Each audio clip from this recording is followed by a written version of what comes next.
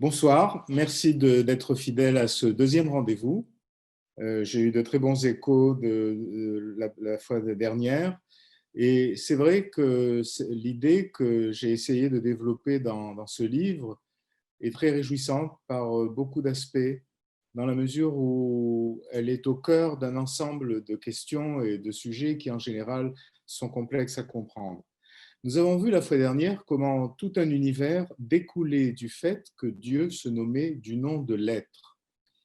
Et on a vu qu'en fait, il y avait là une conception du monde extrêmement puissante de ce que j'avais qualifié de coup de force philosophique, dans la mesure où ça bouleversait les cadres habituels et les cadres reçus concernant cette question.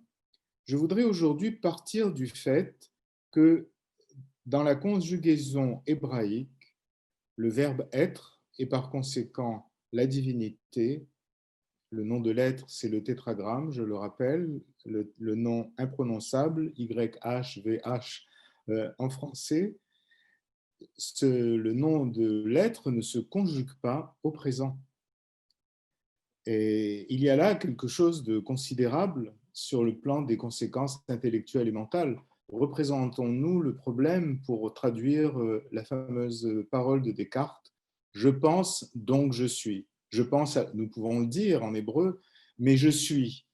Et on arrive à le dire en hébreu moderne, en fait, en trouvant une parade, Ani Choshev Mishma, c'est-à-dire j'entends, ça s'entend, Ani Kayam, j'existe, mais les puristes qui feraient la différence entre l'être et l'existence ne seraient pas satisfaits ici de cette traduction qui, à mon sens, n'est pas satisfaisante, mais qui au moins donne une idée de ce qu'elle veut dire.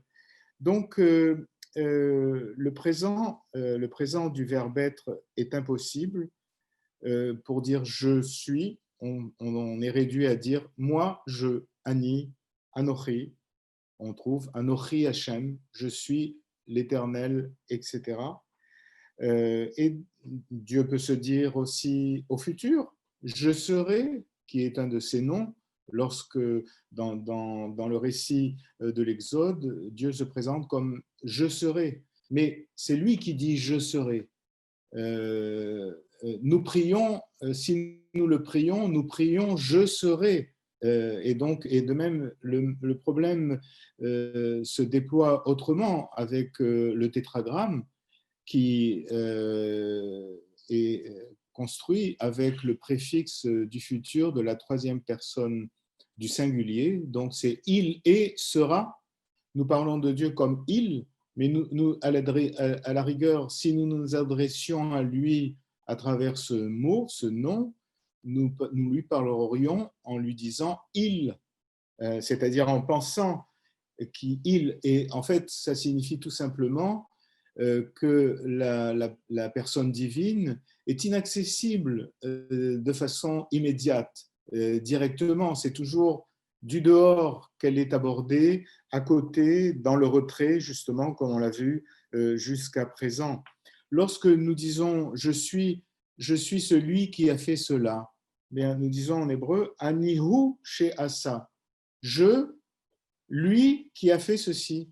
Lui qui a fait ceci. Donc en fait, ce que nous voyons ici, c'est que le, la dénomination divine, avec, par les termes de l'être, elle-même est problématique pour la conjugaison humaine, si l'on peut dire. Et donc, Dieu est toujours un il ou un futur auquel on s'adresse. Alors, ce que j'aimerais comprendre, c'est le sens de ce clivage. Qu'est-ce que ça signifie par rapport à une idée importante que nous avons développée, qui est l'idée du retrait divin? Alors, la question est beaucoup plus vaste, parce qu'en fait, le problème est plus important. En fait, le présent dans la conjugaison biblique hébraïque est un temps artificiel, un temps évanescent. Et en quelque sorte, on pourrait dire que l'état du monde est adéquat à la condition de l'être, du verbe être. par rapport au présent. Ce que l'on définit en fait en grammaire comme le temps présent est une forme artificielle très différente du passé ou du futur. Le passé est caractérisé par un suffixe qui s'ajoute au radical verbal, a city, j'ai fait, par exemple. Le futur est marqué par un préfixe qui s'ajoute au radical verbal, AAC, je ferai, pour ceux qui connaissent un peu d'hébreu. Bien. En hébreu, la racine est la racine verbale est la plupart du temps trilitère.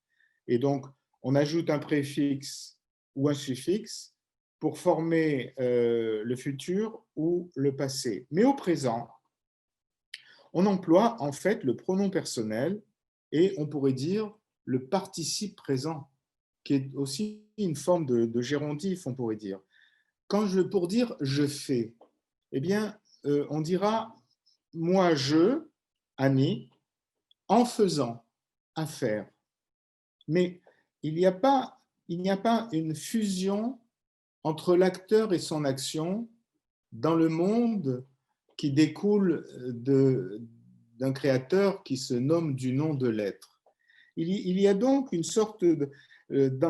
L'action reste en quelque sorte impersonnelle, inachevée, on pourrait dire, puisque c'est le gérondif à faire en faisant comme étant à faire, ou alors on pourrait penser que l'action est en cours, mais qu'elle échappe à la maîtrise totale du sujet lui-même qui l'a conduit. Bien, en quelque sorte, le monde dans lequel le présent est un temps euh, artificiel, on pourrait dire est un monde, comme on l'a dit la fois dernière d'une autre approche, inachevé, un monde qui n'est pas encore accompli. Pour donner une illustration des conséquences de ce constat, bien, on pourrait dire que c'est ce qui explique pourquoi le pardon dans l'éthique du judaïsme et biblique est possible. Parce qu'en fait, on reprend un acte malencontreux qui a été fait, on le corrige. On ne l'efface pas parce que c'est pas qu'on efface tout et on recommence, mais disons que dans la mesure où les actions ne sont pas accomplies, dans un monde qui n'est pas encore advenu, eh bien, il est possible de reprendre des actions malencontreuses pour les corriger et donc bénéficier du pardon. Il faut bien comprendre que ici, la notion de pardon a un soubassement philosophique et pas simplement éthique. Il faut bien comprendre ça parce que c'est très important.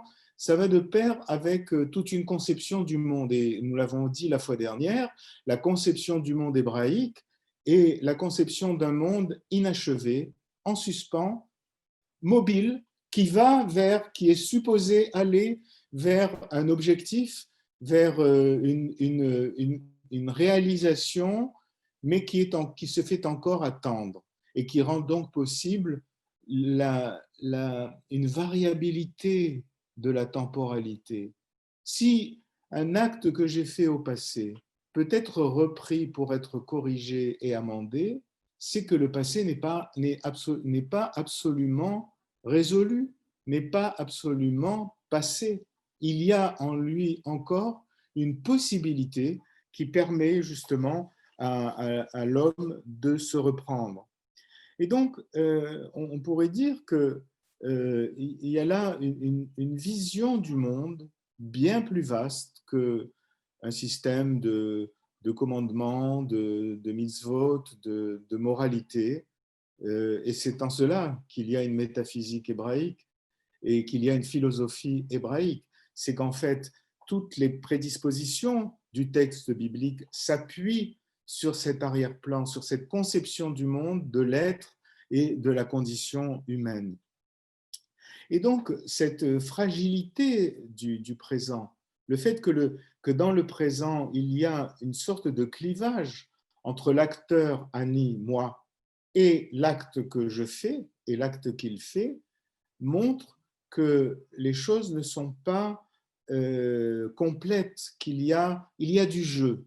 Il y a du jeu entre les différents éléments de la situation. Et donc, en fait, la temporalité biblique est une temporalité mobile, ce qui rend la chose parfois complexe à comprendre. Et même des savants ont du mal à comprendre la nature même de cette conjugaison, mais on ne peut pas la comprendre si on ne lui prête pas un soubassement philosophique et métaphysique qui se trouve lui-même dans le texte biblique sur ce plan-là. Donc, la fragilité et le caractère, on pourrait dire, artificiel du présent va retentir sur le reste de la conjugaison biblique, c'est-à-dire la nature du passé et la nature du futur.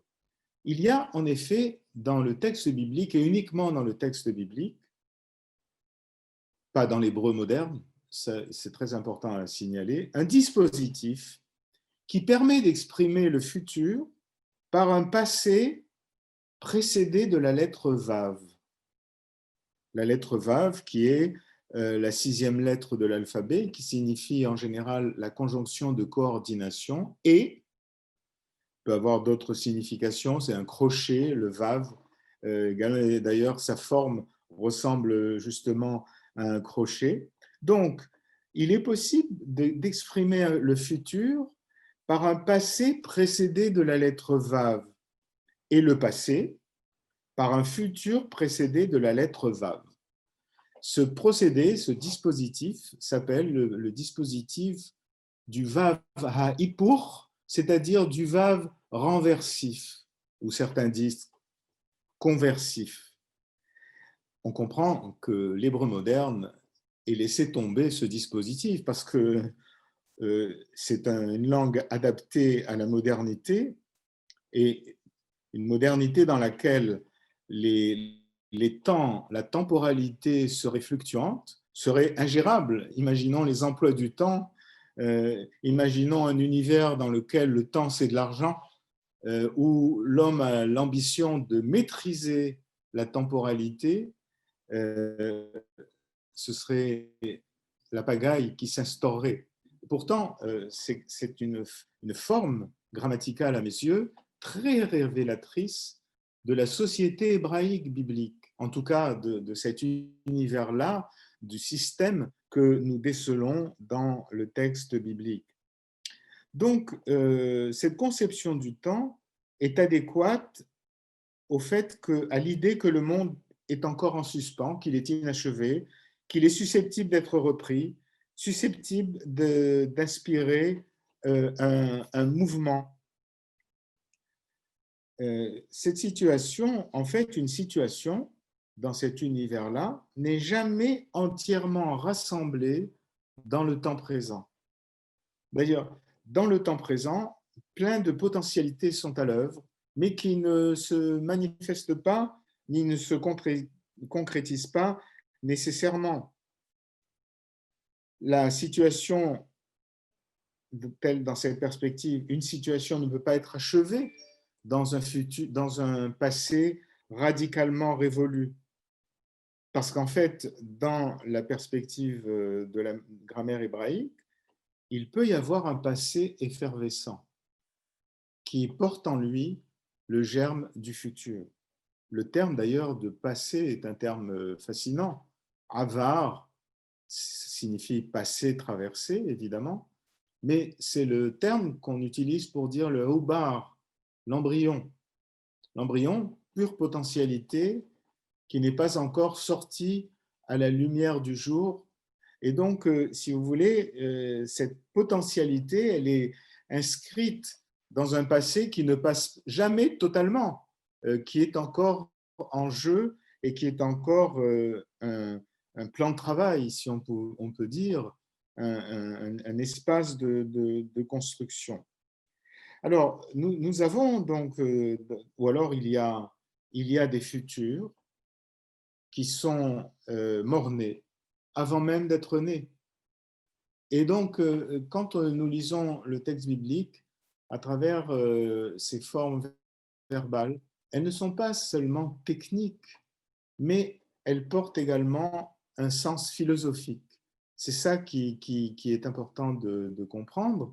C'est effectivement des formes étranges sur le plan de la rationalité, mais la seule explication que l'on peut leur trouver, c'est justement inscrite, elle est justement inscrite dans cette conception du monde où tout est encore en suspens, tout est en projet, rien n'est achevé, tout peut être repris, tout peut être sauvé. Il n'y a pas que l'abîme au bout des choses, mais il y a aussi un avenir qui est encore insoupçonné. Alors, tout ceci s'inscrit dans un rapport à un monde dans lequel Dieu porte le nom de l'être, que l'être cesse, puisque c'était ça l'idée tout à fait étonnante sur laquelle nous avions bâti notre réflexion la fois dernière. L'être cesse, ce que nous enseigne le Shabbat. Shabbat, Dieu cesse et fit nefesh. On en a parlé la fois dernière et j'y reviendrai la fois prochaine pour le dernier cours. C'est-à-dire qu'il se fit personne dans sa cessation, dans la cessation de l'action.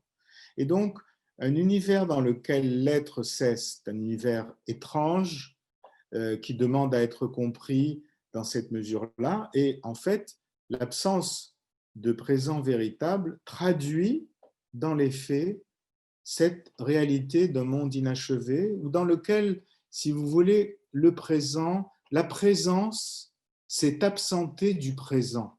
C'est ça qui est très important à comprendre. Toute la présence ne se livre pas dans le présent chronologique dans lequel nous nous trouvons. Tout ne se manifeste pas dans ce présent. Et d'ailleurs, dès que nous avons dit maintenant, c'est déjà du passé. Donc un présent qui ne fait que clignoter, qui cesse sans arrêt, bien sûr qu'il nous éclaire, mais dans ce présent-là, la toute présence ne se manifeste pas. Et ce clivage sur lequel j'ai insisté traduit en fait cette différence avec un A, le fait qu'il y a la présence est différée par rapport au petit présent, le présent de la conjugaison. Parce que, en fait, si nous parlons de présent, le présent, il ne se mesure pas. Il n'est pas encadré du passé et du futur. Le présent est pris sur une présence absolue où l'ensemble des temps se réunissent. Mais nous voyons très bien que dans le monde dans lequel nous sommes, le présent nous échappe. Et d'ailleurs, je ne peux pas le dire véritablement, je ne peux pas dire je suis en hébreu. Ou alors, si je dis je fais quelque chose, le faire est encore en projet. C'est-à-dire que je fais quelque chose, oui, mais cette chose n'est pas achevée. Elle demande encore à être reprise. Et donc, cette spécificité nous enseigne qu'il y a ici quelque chose de tout à fait original sur le plan de la temporalité. Alors, j'aimerais maintenant, si Michael veut bien, nous présenter le tableau 1. Voilà. J'ai essayé de représenter la succession des temps sur la flèche du temps. Bien, nous voyons le passé, le futur, le présent. Ça, nous connaissons. Mais chaque modalité, si le présent est encore à faire, un gérondif, il peut y avoir deux passés, deux futurs. Un passé achevé, totalement, clos, mais un passé qui porte en lui encore une espérance, une effervescence. Il peut y avoir un futur qui a échoué, qui est voué à l'échec, un futur mort-né, en quelque sorte, mais il peut y avoir un futur encore entier, un futur effervescent. Alors, j'ai inventé des temps pour essayer d'exprimer cette réalité. Le passé achevé, bien, j'appellerais ça le passé antérieur par rapport au passé effervescent, qui serait le passé postérieur. Donc, en fait, un passé qui se tourne vers le passé, vers lui-même, ou alors un passé qui se tourne vers l'avenir, vers le futur. De même, il peut y avoir des actions au futur qui seraient des actions spontanément mortes-nées, en quelque sorte, c'est-à-dire qui n'aboutiraient pas, qui échoueraient inéluctablement. Et là, ce serait un futur déjà passé, un futur antérieur. Mais il y aurait aussi un futur effervescent, un futur qui garderait la puissance de l'avenir. Finalement, le futur, il faut bien comprendre quelque chose. Tout futur, le futur nous annonce une présence espérée, une présence attendue qui aurait déserté le passé. Le futur est toujours cette ouverture vers un horizon beaucoup plus vaste qui n'est pas encore maîtrisé. Et dans la conjugaison biblique, ce serait encore renforcé à travers la procédure du vav renversis.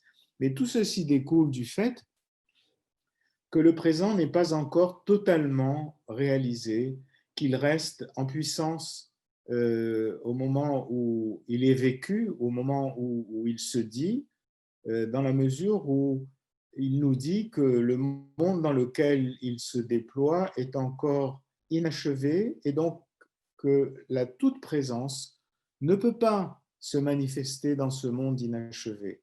Elle est, je dirais déjà maintenant, au-delà du futur effervescent. Bon, on verra tout à l'heure justement comment cela peut se manifester. Donc, en fait, il y a dans la temporalité, on pourrait dire, un jugement philosophique.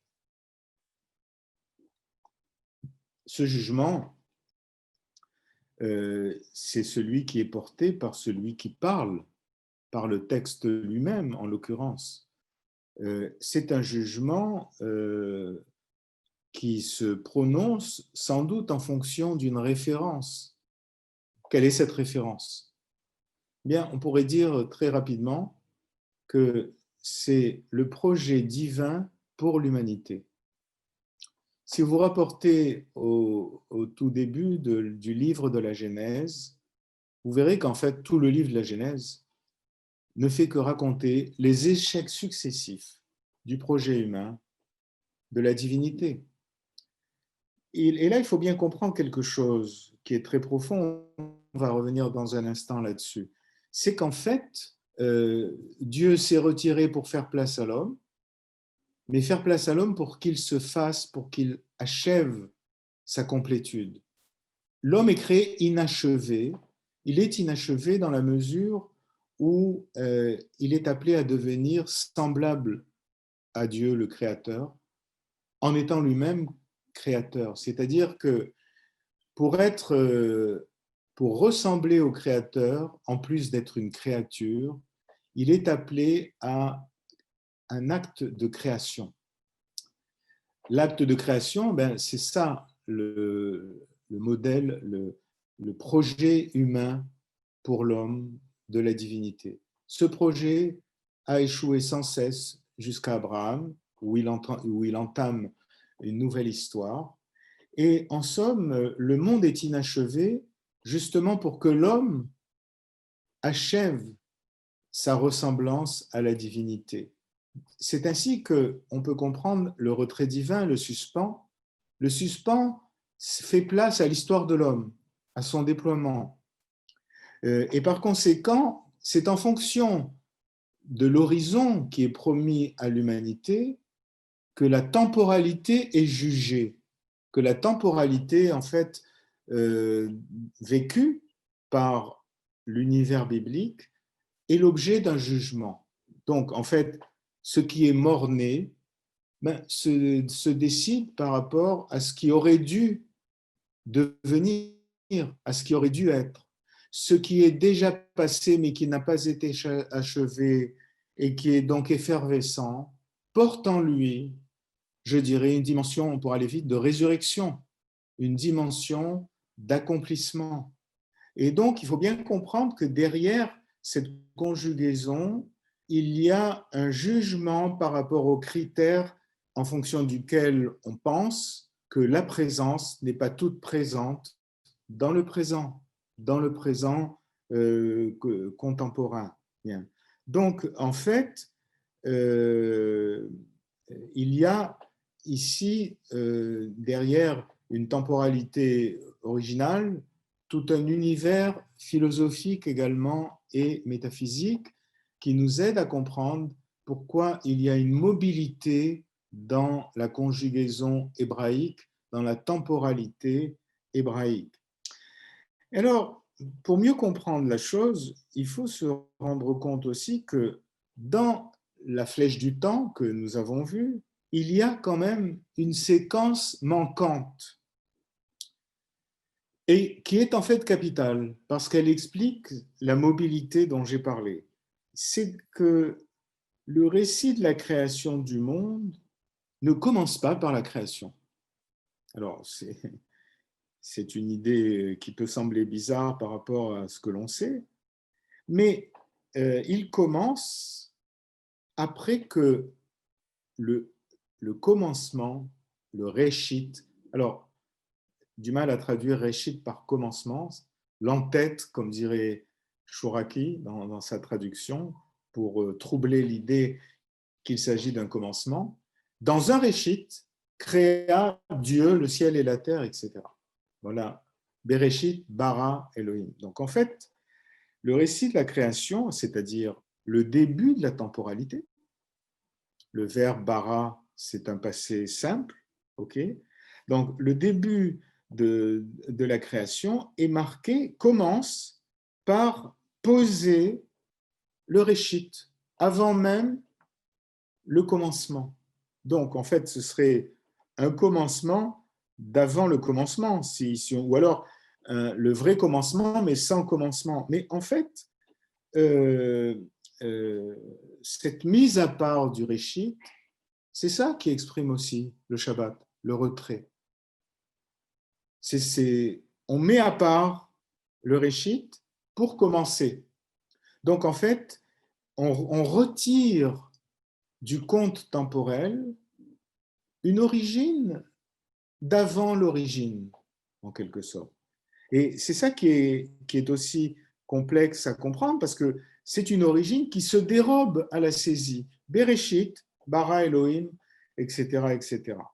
Donc, c'est dans ce retrait-là, qui est en fait le retrait de la présence absolue, du plérum, c'est quand la présence se retire ou se suspend, en quelque sorte, que l'on peut poser le commencement chronologique. Mais la présence, elle est toujours présente à elle-même. Elle est la même dans tous les temps. Le passé, le futur ne font que décliner la présence sous une autre modalité.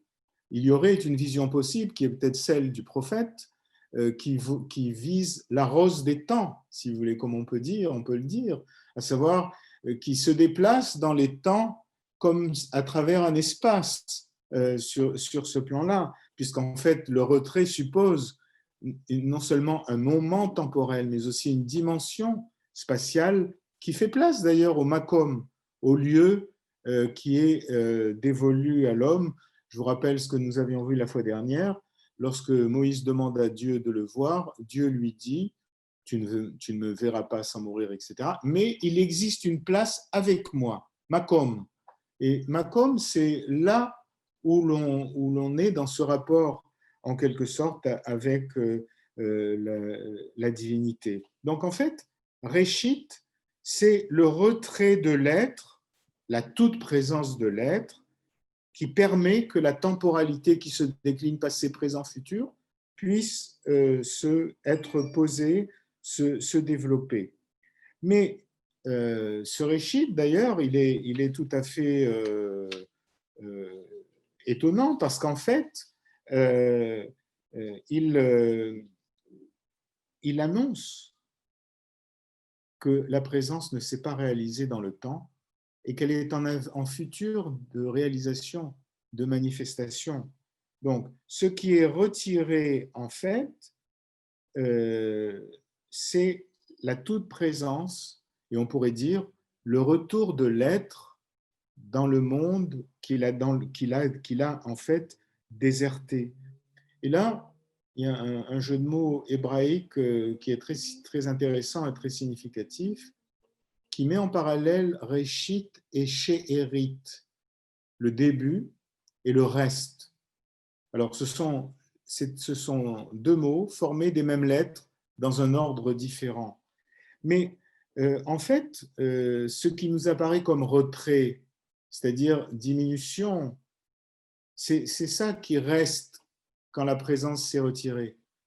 Mais la présence, elle est travaillée par son retour, par son infinité. En quelque sorte, la présence ne cesse pas. Et il y a un verset dans Ésaïe 10, 21, She'ar Yashuv, qui demande à être bien compris. Le reste reviendra. Alors, il est question du reste d'Israël, mais il est très intéressant parce que le verbe, la chouve, revenir, Shivat Sion, le retour à Sion, exprime quelque chose de très profond. Ce n'est pas simplement le retour de ceux qui ont été exilés, dispersés, etc. C'est le retour de la présence. C'est bien plus grand. Mais les deux vont de pair. Le retour d'Israël après sa disparition, on a pu penser qu'il était mort, avare au passé, ok, un présent souvent défaillant, même s'il s'étire durant 30 siècles, mais ce retour suit en fait le retour de l'être dans le monde qu'il a déserté pour sa création. Donc en fait, le réchit, ce qui est retiré, c'est la pleine présence qui est au-delà de tout décompte, de toute temporalité, qui nous apparaît comme un reste, le reste on se tourne vers le futur et puis on a l'impression qu'un reste, oui, un reste reviendra, mais en fait, ce n'est pas le reste, c'est un plérum. C'est la totalité de la présence, de la toute présence. Donc, il y a ici une inversion de perspective, si vous voulez, parce que on ne peut pas comprendre la temporalité hébraïque, justement, ces formes de conjugaison, si on ne les replace pas dans cette vision globale. Alors, je voudrais ajouter deux temps avant le commencement et après la fin. Donc, s'il vous plaît, la planche numéro 2, si on peut avoir la planche numéro 2. Voilà. Donc, toujours le présent d'effectif qui est le ventre mou de la temporalité, avec d'un côté, avant tout temps chronologique, le réchit, ensuite le réchit au-delà du temps chronologique, parce qu'on va voir ça dans un instant, c'est l'implication.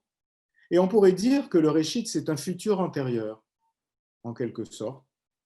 Il est annoncé déjà avant le début, mais il est au futur.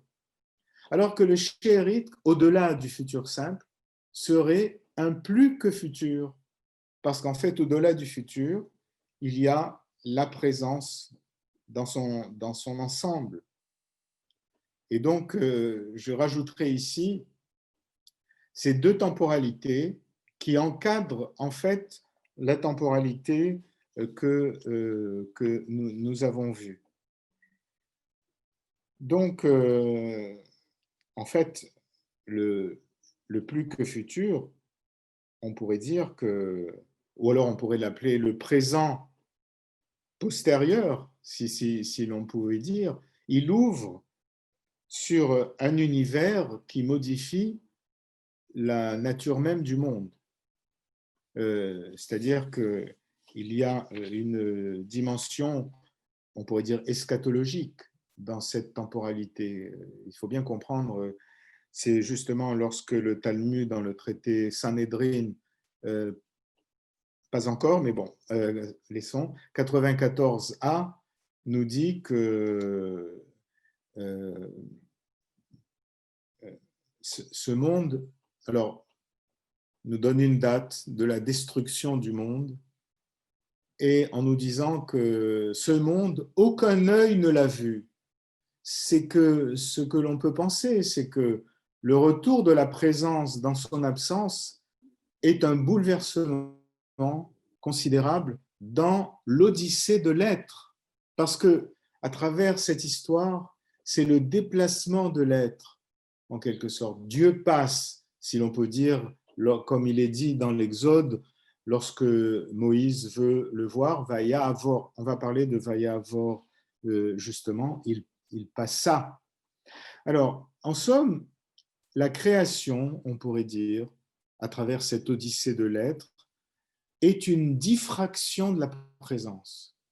La présence s'élargit, pourrait-on dire, alors que ça ne veut rien dire sur le plan de la logique interne, mais imaginons en termes spatiaux que la présence s'élargisse pour la montée d'un être second, d'un second être, justement. Et c'est ça, l'odyssée de l'être, c'est justement un autre nom de la création, qui est une création stupéfiante, puisque nous y voyons l'être engendrer un second être.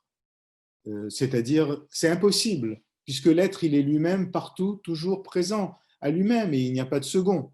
Mais néanmoins, nous parlons dans ce sens-là, et ce sera le sujet du troisième cours la semaine prochaine, où je réfléchirai justement à la façon de parler de ces réalités.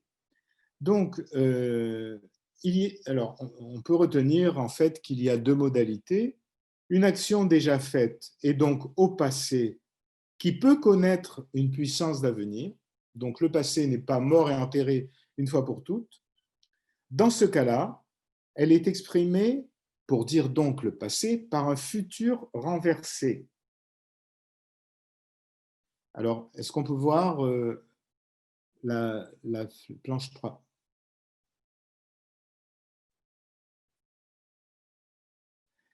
Voilà, alors,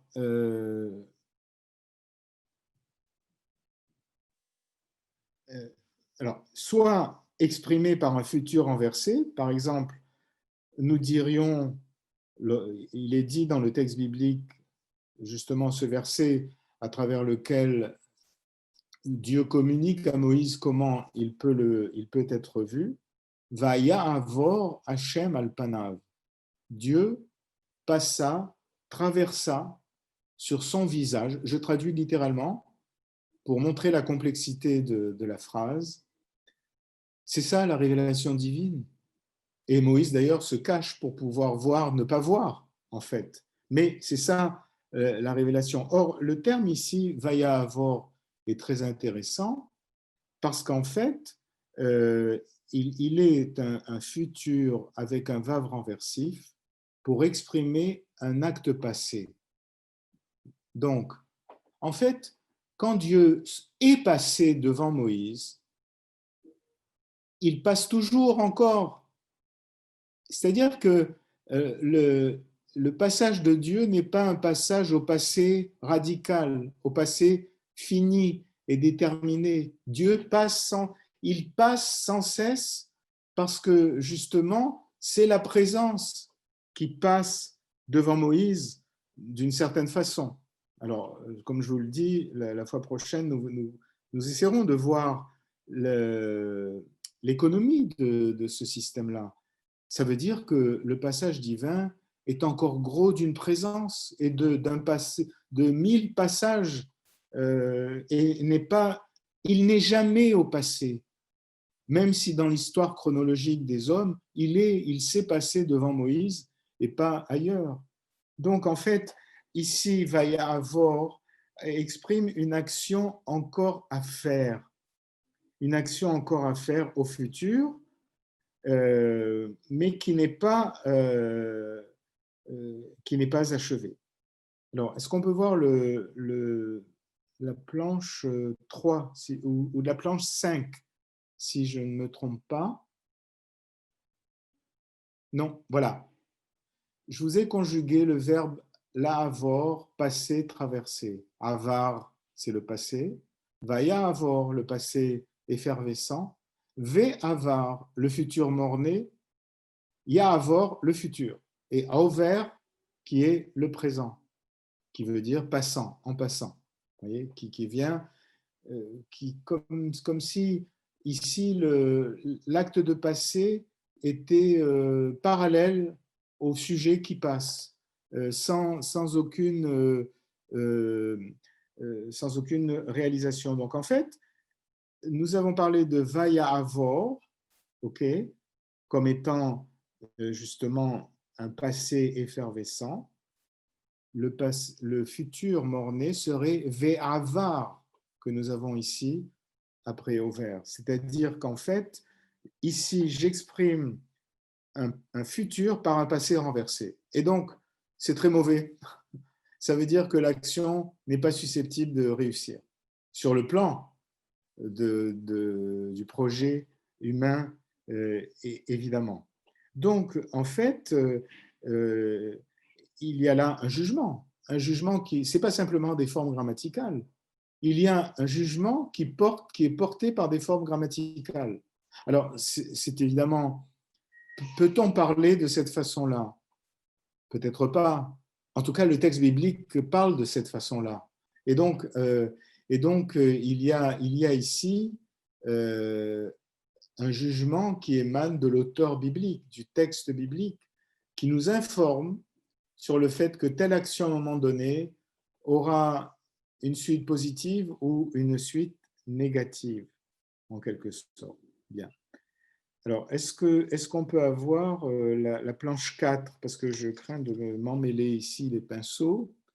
Voilà, donc ça c'est vraiment la dimension globale, si l'on peut dire. Donc toujours passé-futur, passé antérieur, passé postérieur, futur antérieur, futur postérieur. OK. Réchit, c'est le présent antérieur, on pourrait dire, le présent de la présence. Le présent d'effectif, le petit présent, c'est le présent temporaire. Le plus que futur, c'est le présent postérieur, le plus que présent, en quelque sorte, le plus que présent de la chronologie. Voyez. En hébreu, avar signifie passé, traversé. Atid désigne le fait qu'on soit invité à quelque chose. D'accord? Mais avar porte aussi, comme je l'ai dit, la signification du hubar, de l'embryon.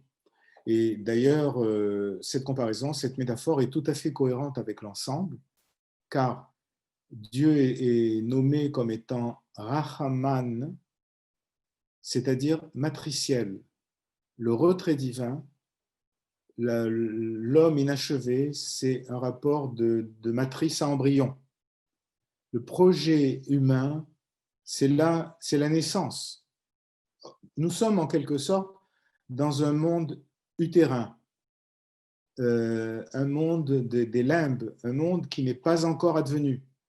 Et donc, ce que propose le texte biblique, c'est de s'ajuster à cette réalité, de ne pas tomber dans le piège de la réalisation, de l'achèvement, ce qui serait, en termes politiques et civilisationnels, le choix de l'empire. L'empire, c'est toujours ce qui veut tout dominer, qui détruit les peuples et les met dans ses musées en pensant qu'il est l'aboutissement de la condition humaine. C'est Babel, c'est la tour de Babel. Et donc, si vous voulez, la temporalité hébraïque est une temporalité qui combat cette vision-là et qui essaye de redéfinir les éléments de la réalité. Donc, je pense pour ma part que c'est le secret de la longévité incroyable du peuple juif. Et cette longévité vient d'une ressource intérieure, d'une façon de voir les choses et de comprendre la réalité. Quand on baigne dans cet univers, dans cette matrice, les choses ont une autre signification.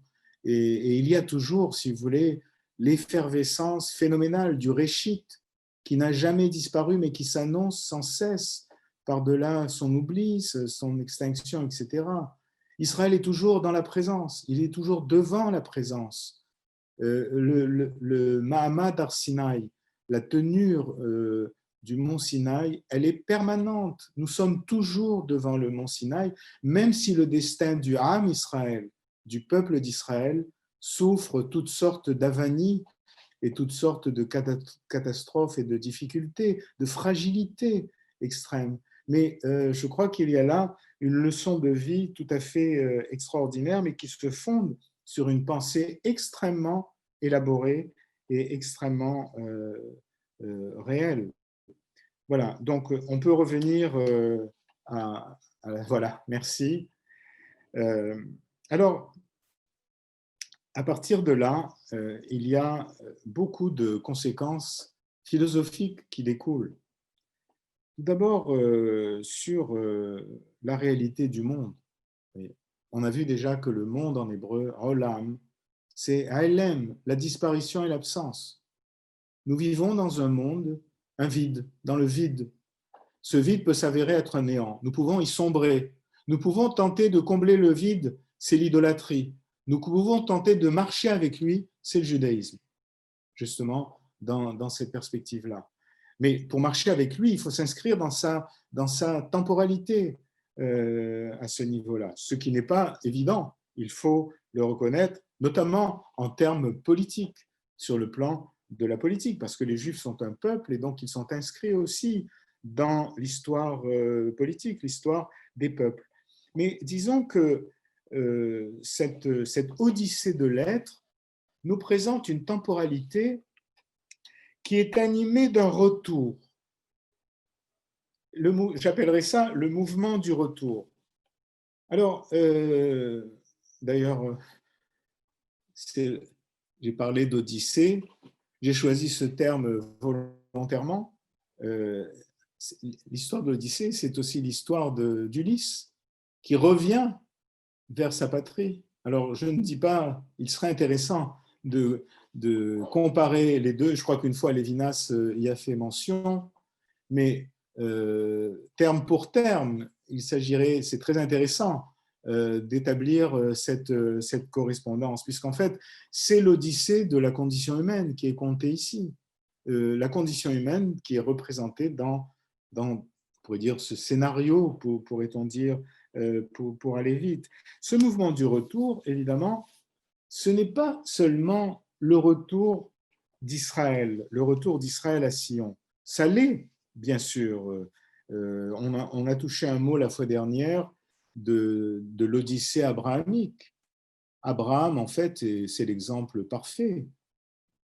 Abraham est le premier homme qui entend l'appel divin. Va-t'en. Quel est cet appel divin qui résonne dans la condition humaine depuis l'origine? Mais tout simplement, attention, la Adama n'est pas votre lieu de résidence. Votre lieu de résidence, c'est le jardin d'Éden. Il a été créé spécifiquement pour vous. Vous avez été chassé du jardin d'Éden, expulsé, et vous vous êtes retrouvé dans la Adama. Dans la Adama, vous avez cru vous enraciner. Mais c'est une illusion, car l'Adama, même si vous êtes originaire du terreau de la poussière de la Adama, n'est pas l'univers qui vous est dévolu. Vous devez vous remettre en route vers le jardin d'Éden, vers la porte de l'Éden gardée par les deux chérubins. Et en quelque sorte, Abraham est celui qui se rend compte que Babel était toute dans l'erreur. Elle qui s'est crue un empire puissant enraciné dans la terre, vivait une illusion profonde, et Abraham est celui qui découvre que Babel était dans l'exil. Et donc, il traduit la chose immédiatement, il s'en va. Mais cet exil, attention, ce n'est pas l'exil de Babel, c'est l'exil du Jardin d'Éden. Et donc, toute la force du cheminement abrahamique sera de retourner à travers tout un ensemble de dispositifs, de cultes, de symboles, de commandements, etc., vers le Jardin d'Éden. Pourquoi faire? Pour tracer le chemin à l'humanité qui a échoué 36 fois, justement, tout au long de la Genèse, et qui souvent échoue en Israël, évidemment. Mais Israël est dans ce cheminement-là. Et donc, en fait, si le monde n'a pas été détruit dans cette logique-là, du fait de l'échec du projet humain, c'est parce qu'Israël reste encore effervescent, un laboratoire, un projet qui peut justement ouvrir la voie vers le Jardin d'Éden. Et je vous dirais que le Jardin d'Éden, il est thématiquement, symboliquement représenté par le temple de Jérusalem, qui, les deux chérubins de l'Arche d'Alliance font référence aux deux chérubins de l'entrée du Jardin d'Éden. Et donc, il y a là, si vous voulez, une lecture tout à fait particulière, qui ne nie pas la dimension du retour objectif, certainement pas, mais qui la supporte métaphysiquement à ce niveau-là. Et donc, il y a là quelque chose de très important à comprendre. Alors, si le mouvement du retour s'inscrit dans cette vision universelle de l'être, qu'est-ce que ça signifie sur le plan de l'être, justement? Le cheminement abrahamique, le cheminement d'Abraham, d'Israël, vers cet espace, ce lieu créé uniquement pour l'humanité, c'est ce que nous raconte le texte biblique, pour poser l'homme.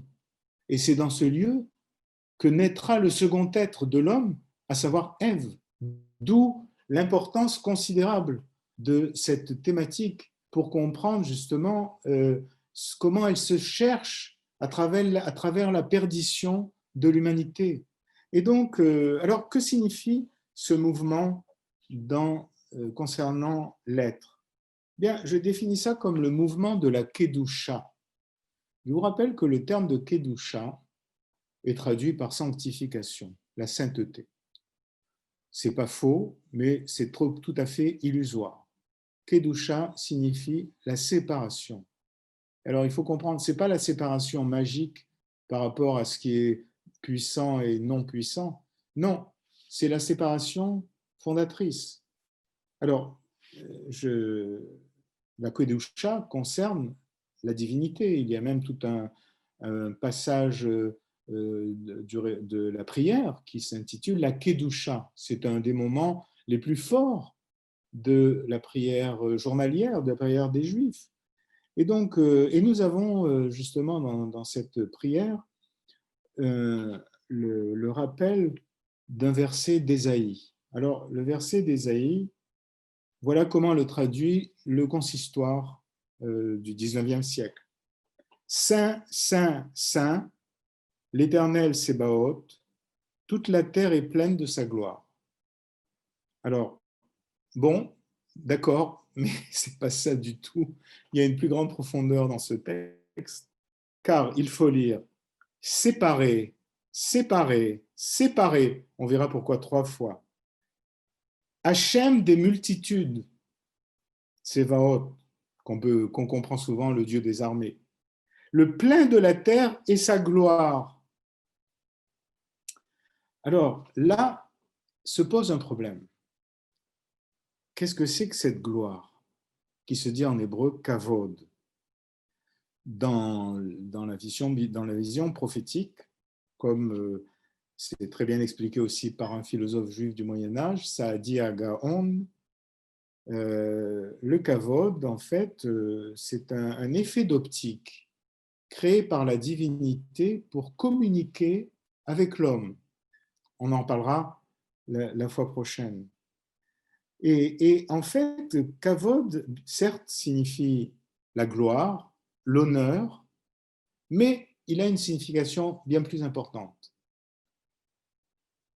Ça vient de kaved, la lourdeur. Donc, en fait, alors on peut imaginer, les naturalistes vous diront, oui, celui qui est riche, il est lourd parce qu'il a beaucoup de biens, de propriétés, etc. Pas du tout. La lourdeur ici vient nous dire que dans la création, Dieu s'est alourdi du plein de la terre. Parce qu'on ne peut pas dire, si vous voulez, que le plein de la terre est sa gloire. Nous n'avons parlé que de vide, de retrait, d'absence.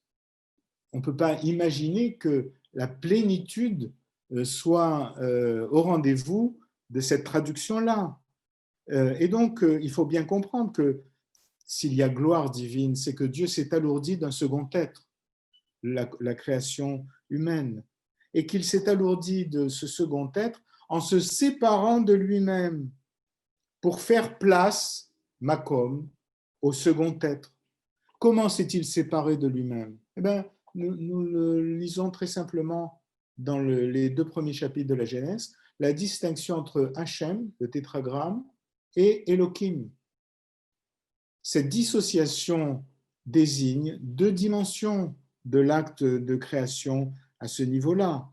Et donc, l'alourdissement d'un second être est le produit, le fruit de la séparation de l'être avec lui-même. Et c'est ainsi que Dieu est séparé, séparé, séparé. Qu'est-ce que ça veut dire? Alors, là aussi, un conseil, la Bible ne fait jamais des effets de style, comme on le croit, c'est bucolique, c'est imaginé. Pas du tout, c'est extrêmement rigoureux et sérieux. C'est une véritable pensée.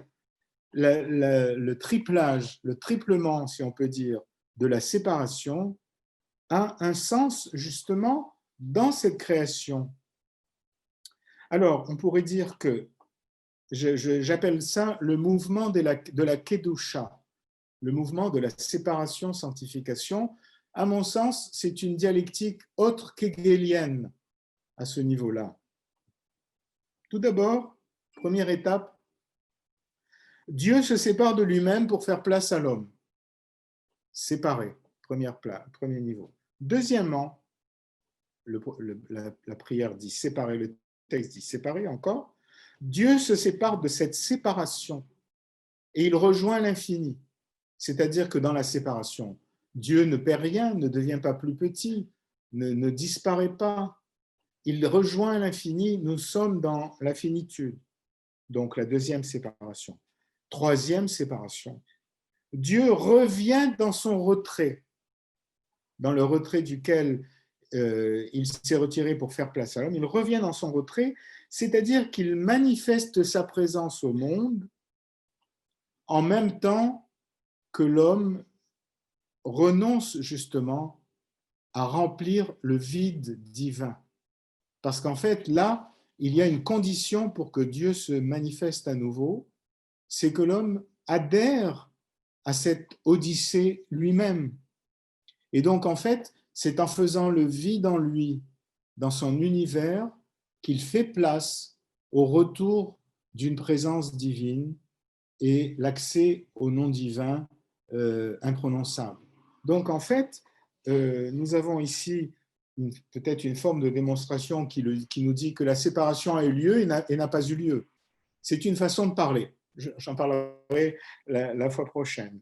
Mais sur le plan de l'être divin, on pourrait aussi reprendre cette modalité. On pourrait dire premièrement, donc séparer, séparer, séparer, saint, saint, saint. Premièrement, l'être se sépare de lui-même comme être absolu, et nous voyons que l'être qui crée, c'est Elohim, pas Hachem. Hachem intervient justement quand il y a l'univers du Jardin d'Éden. Il se révèle en même temps que Ève, que la création du second être. Deuxièmement, Dieu maintient son suspens.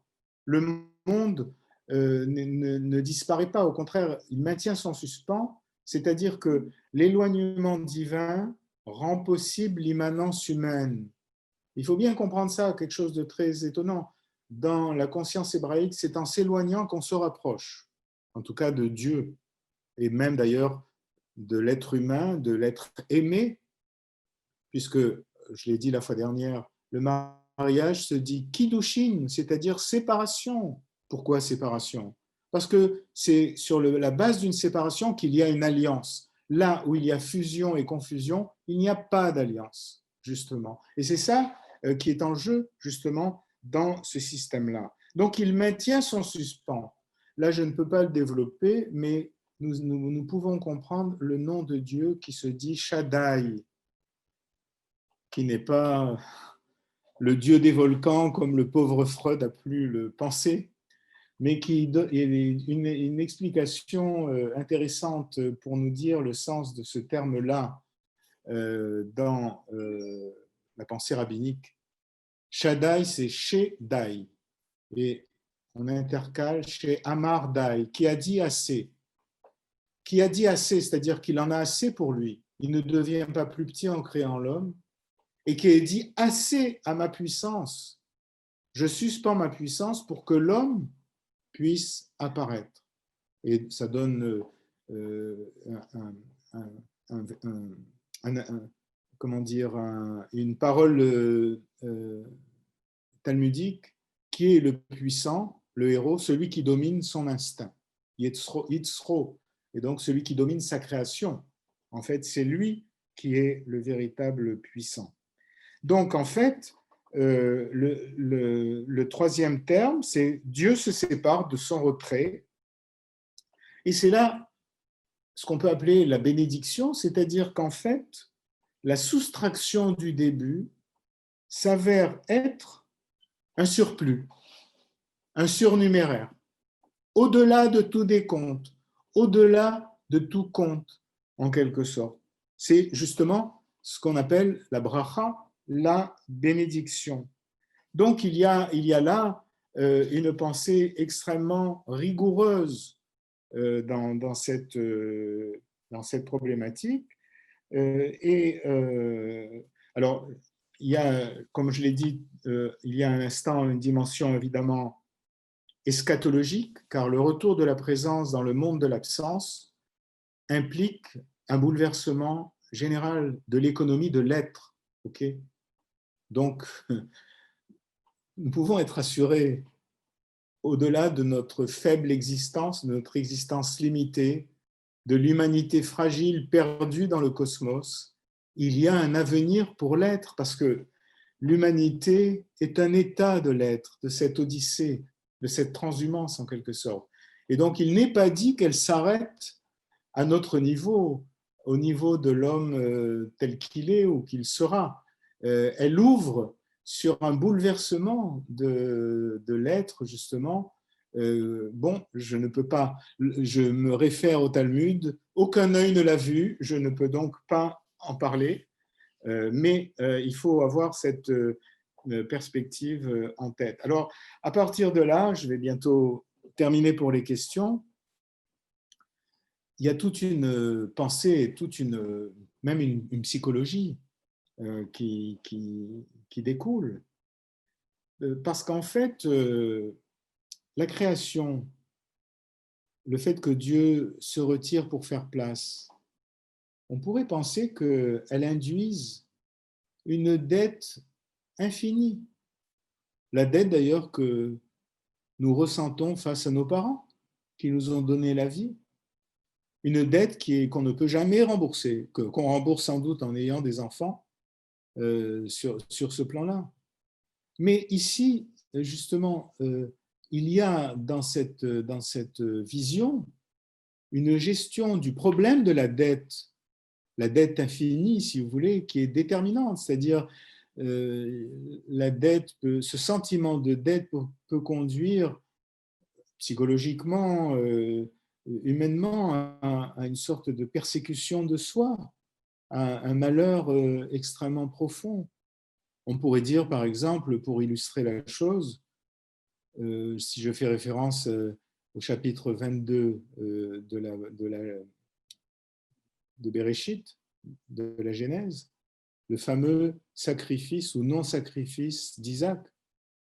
En fait, Dieu n'a jamais demandé à Abraham de sacrifier Isaac, c'est Abraham qui a entendu ça. Il y a une ambiguïté dans la phrase qui demande le faire monter en vue d'une montée, c'est-à-dire d'un holocauste, mais en vue de, c'est une forme anormale dans la construction du verbe ici. Mais donc Abraham a cru qu'il avait cette dette, il faut sacrifier le premier-né, en quelque sorte.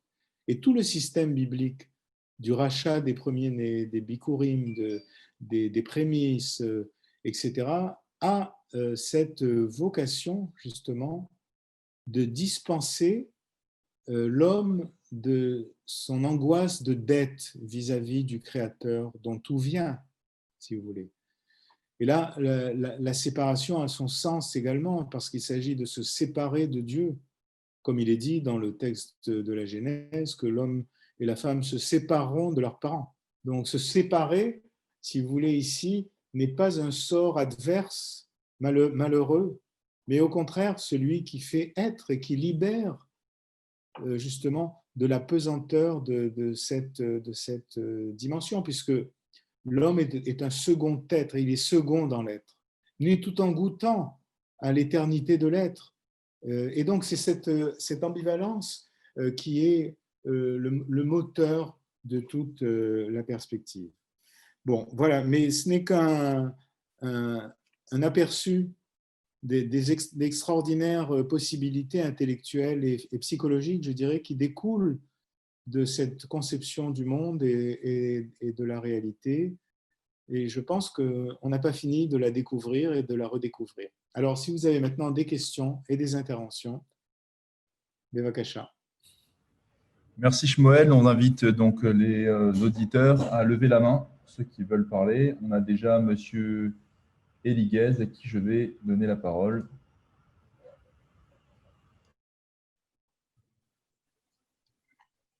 Oui, c'est bon? On vous entend, Monsieur Guez. D'accord. Merci Shmuel pour cette intervention extraordinaire. J'avais envie de te dire que tu prophétises. Ça, c'est la première chose. La deuxième chose, par rapport au verbe yahavor, je pense qu'il y a évidemment un rapport avec le terme ivri. Donc, celui qui arrive à passer, à vivre le passé au futur, c'est déjà un hébreu, quoi. Et ce que je voulais dire, c'est que lorsque tu dis Dieu se retire pour faire place, et tu ajoutes à imiter, et est-ce que ce n'est pas ça justement notre imitation de Dieu, c'est-à-dire de faire place à l'autre, et de passer du singulier, de notre propre réalisation, notre propre éthique, notre propre religion, je dirais même, et passer à l'universel? Alors, tout d'abord, ivri, c'est aussi le hobar, c'est-à-dire que l'humanité hébraïque sait qu'elle est embryonnaire et qu'elle n'est pas achevée ni aboutie. Il y a très rarement eu des empires dans l'histoire juive antique. Et donc, si vous voulez, ça se traduit également dans ce sentiment d'inachèvement. Alors maintenant, moi personnellement, je n'aime pas beaucoup le terme même de l'autre, parce que en fait, c'est aussi un terme vague, un terme générique. Je préfère l'expression de second être, un second dans l'être, parce qu'elle rend davantage la portée de la spécificité de cet être. Et quand on sait que le second être biblique, c'est d'abord Ha-Adam, l'humain, mais qu'ensuite c'est Ève,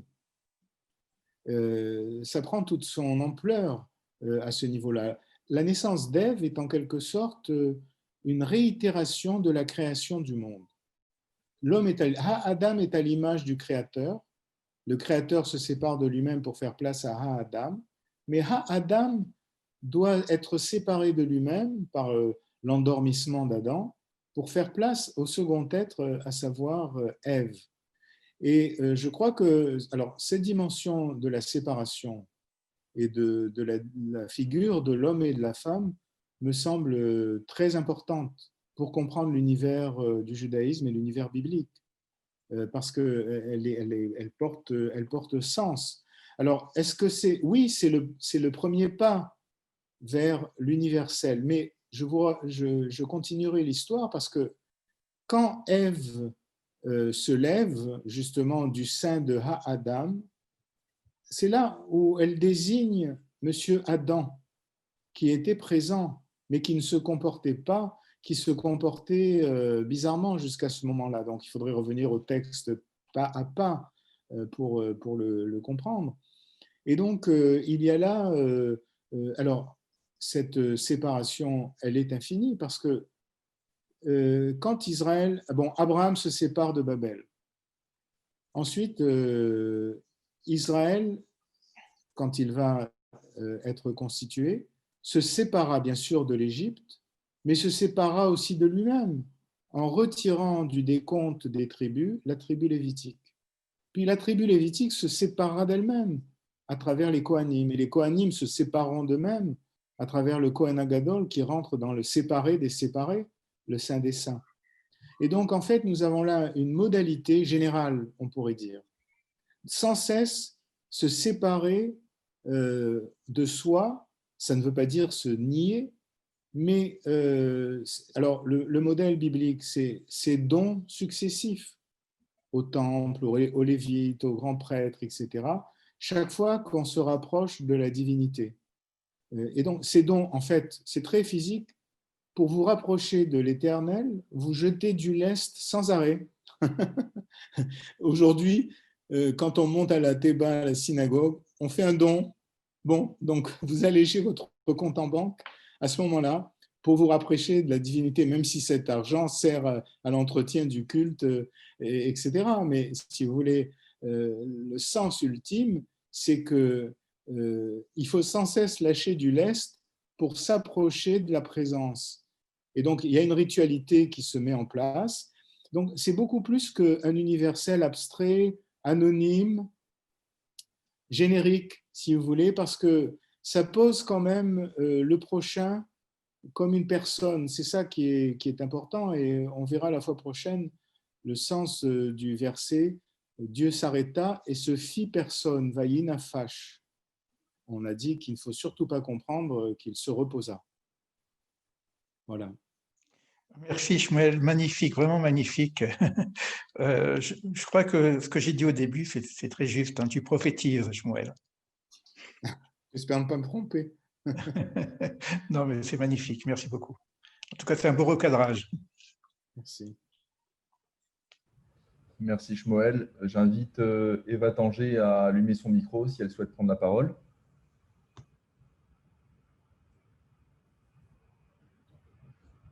Eva, est-ce que vous souhaitez prendre la parole?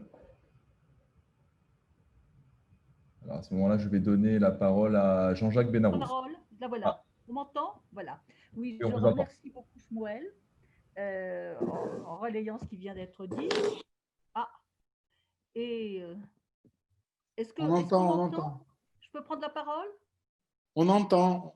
Bon, alors ma question, j'en arrive à la question. D'abord, en somme, le cours, cette fois-ci, s'est développé autour de la notion, enfin moi, ce qui m'a intéressé, la notion de jugement par l'option temporelle dans laquelle on inscrit, ou l'action s'inscrit. C'est un vrai cours de grammaire, évidemment spirituel, comme on n'en a jamais entendu nulle part. Mais il y a une autre modalité, ça j'espère que tu pourras l'aborder, c'est les formes verbales. C'est-à-dire l'action est modulée par la temporalité, mais aussi par la forme verbale. Alors on ne l'a pas traité, mais est-ce que tu envisagerais de le traiter?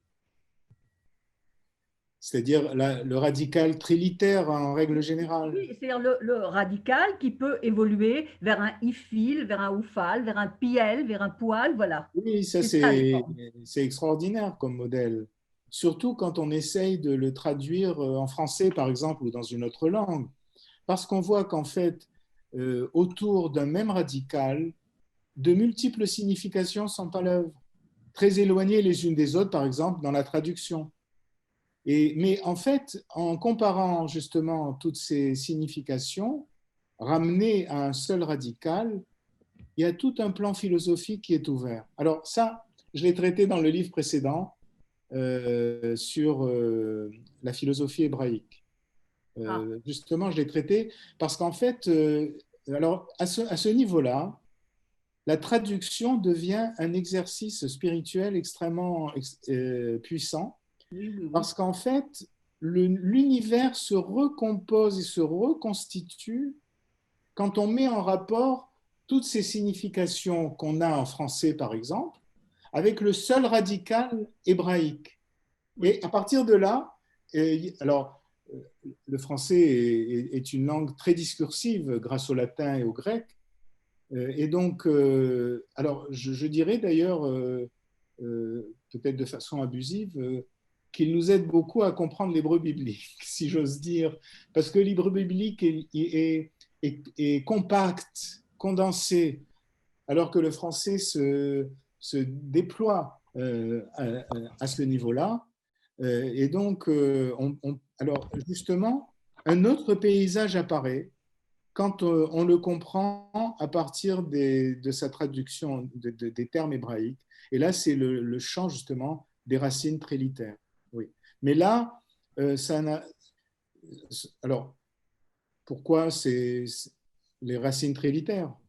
C'est aussi une question, comme il y a 3 fois saint, une question, bon, il ne faut pas abuser de toute interprétation, mais en tout cas, c'est une spécificité de la langue qui, en traduction, ouvre énormément d'horizons inédits, qui mettent en rapport des notions qu'en français, on ne pourrait pas faire, on ne pourrait pas mettre, mais qui, en hébreu, sont inscrites justement dans le radical. Mais merci beaucoup. Au niveau de la perception, justement, on dit que l'hébreu est pauvre, puisqu'il a peu de racines, d'où découlent de très nombreuses dérivations par rapport, par exemple, au français qui serait riche.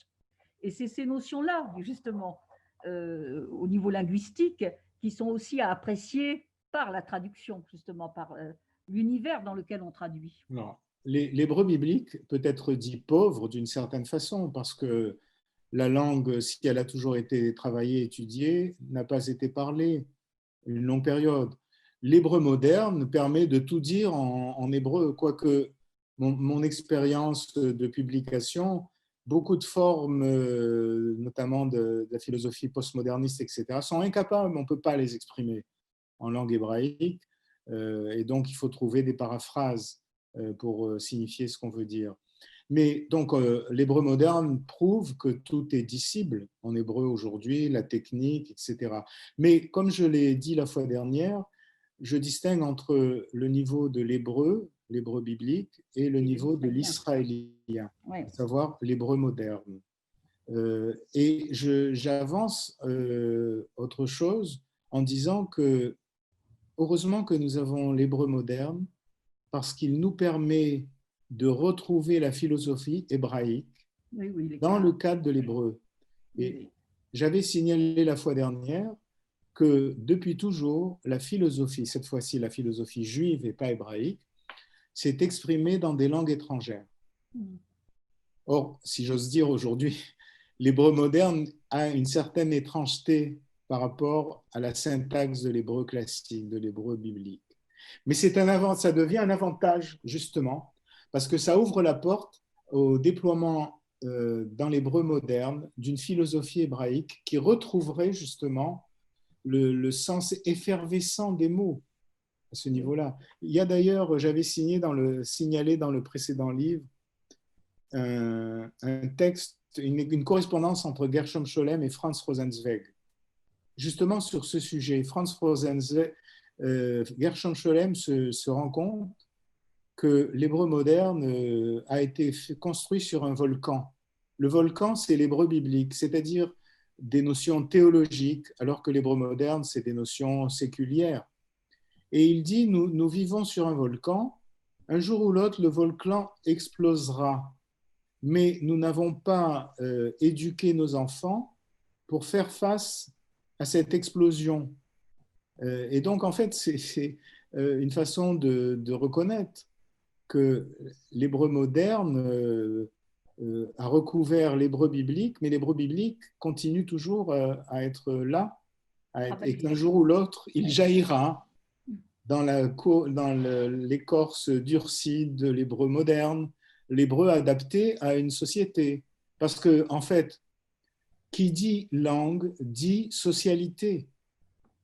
Ça, je n'ai pas à rappeler les travaux de Benveniste, qui montrent combien dans les langues européennes, il y a derrière une théologie, une politique, une pensée, etc. Et bien dans l'hébreu aussi.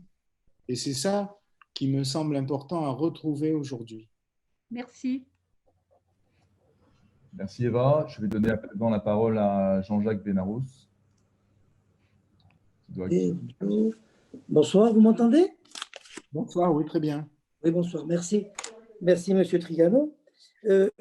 Je rebondis sur la fin de votre exposé. Quand vous dites que pour se rapprocher de la divinité, donc à titre individuel, pour se rapprocher, entre guillemets, de Dieu, on s'y approche par une succession de séparations. Ça me paraît très séduisant, enfin très intéressant. Mais est-ce que, en même temps, cette séparation, vous y associez la mobilité, le mouvement, c'est-à-dire le déracinement de la terre, la mobilité géographique. Tout à fait, votre question est très pertinente. Et est-ce que Alors, ça vous pourrait trouvez… expliquer, excusez-moi de l'interrompre, que dans l'histoire des Hébreux, cette espèce de mouvement géographique permanent leur aurait permis de s'approcher un peu plus de Dieu? Et oui, il y a justement dans le texte de la Torah une constitution de la terre, très important, notamment cette idée, si vous n'êtes pas fidèle à cette alliance, la terre vous vomira. Or, être fidèle à cette alliance suppose justement une série de séparations et de mouvements. Vous trouvez ça dans tout ce qui concerne l'année de Jachère, l'année du jubilé, l'offre des prémices au temple, le rachat des premiers-nés des hommes et des animaux, les dîmes versées aux Lévites, etc. C'est-à-dire un système extrêmement sophistiqué de dons. Et justement, par exemple aussi le rachat des dettes, une terre vendue à un nouveau propriétaire revient dans le giron de son propriétaire originel l'année de jubilé. Il y a le rachat des dettes également, le commandement de PA, le coin du champ qu'on ne récolte pas pour le laisser aux tout-venants, aux pauvres justement. Et donc, il y a une condition pour habiter la terre, c'est justement de ne pas cesser de s'en séparer. Alors, c'est une séparation symbolique, évidemment, mais c'est très important parce qu'en fait, ce n'est pas… Alors, la terre qui est Eretz Israël n'est pas Eretz Canaan. Ce n'est pas une terre d'enracinement. C'est-à-dire l'enracinement dans le sens de Babel. C'est une terre de résidence, comme toutes les terres d'ailleurs devraient l'être pour la condition humaine. Nous ne sommes que des locataires d'une maison qui ne nous appartient pas, en définitive, en quelque sorte, mais il faut, en quelque sorte, renouveler ce contrat pour l'habiter et ne pas être rejeté par elle. Alors là, si vous voulez, quelle explication? L'explication est très simple. Un verset du texte biblique met dans la parole divine ce mot: je résiderai au milieu des enfants d'Israël. Alors, représentez-vous cette image impossible. Comment l'être infini peut-il résider dans un petit peuple, dans une petite société, sur la montagne du temple de Jérusalem, etc. C'est invraisemblable. C'est une idée pas possible. Pourtant, ce paradoxe doit être pensé. Et justement, il est possible à travers une procédure, un protocole de séparation permanente, en somme. Et donc, cette séparation, alors évidemment, elle a quelque chose d'affaiblissant, parce que face à soi, vous avez l'Empire avec sa toute-puissance et qui croit qu'il est là, totalement là, et qui vous détruit, en quelque sorte. Mais cette séparation est capitale sur le plan spirituel, symbolique, etc., parce qu'elle elle rend possible l'habitation divine au sein du peuple d'Israël, et que quand l'être infini réside en vous, vous ne pouvez pas l'enfermer dans une limite. Et donc, vous devez trouver des ruses, des dispositifs pour contourner ce danger qui chasse la présence et qui provoque la catastrophe. Vous voyez ? Donc là, si vous avez compris ça, vous comprenez un ressort très profond de l'univers biblique, de l'univers judaïque. Et donc, c'est un paradoxe.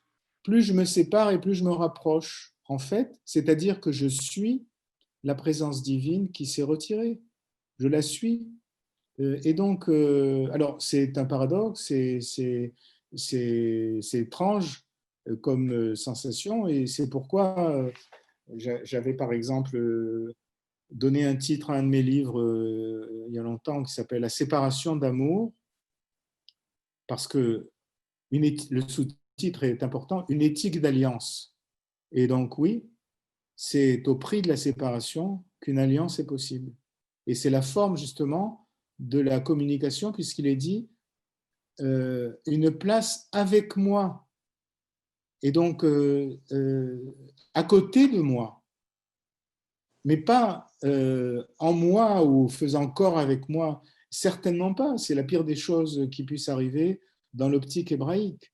Cette séparation, c'est le fondement de l'univers, du cosmos, comme de l'humanité, comme de l'avenir de l'odyssée de l'être, etc. Merci. Donner la parole à Daniel Moreau. Oui, je veux dire la complétude.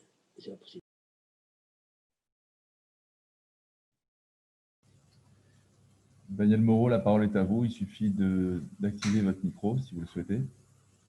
Je ne vois pas de micro. Il est ouvert, vous m'entendez? On vous entend. Ah, d'accord. Bonsoir à tous. Bonsoir, Shmuel. J'aimerais comprendre un petit peu plus cette notion des temps en hébreu, notamment la notion du passé, c'est-à-dire, j'illustrerai par ce qui m'intéresserait, ce serait de savoir jusqu'à quel point on pourrait dire on a été déformé par la langue française, pour savoir si le Gan Eden se situe dans le passé ou pas, avec cette notion de chute, etc. Et puis, en fait, je suis tout à fait d'accord pour l'idée que le Gan Eden est présent et à certaines conditions que vous avez précisées, avec lesquelles je suis d'accord. Voilà ma question.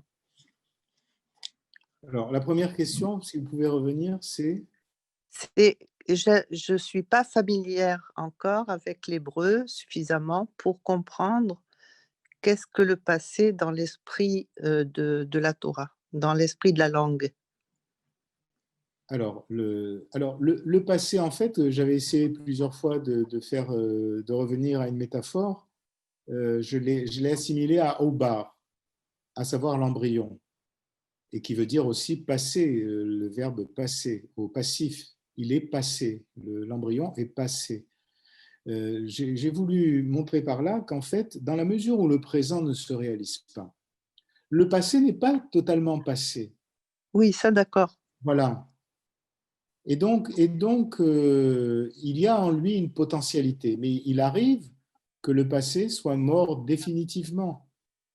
C'est-à-dire qu'il n'engendre pas, il n'est pas susceptible d'être repris dans le présent en vue d'un futur.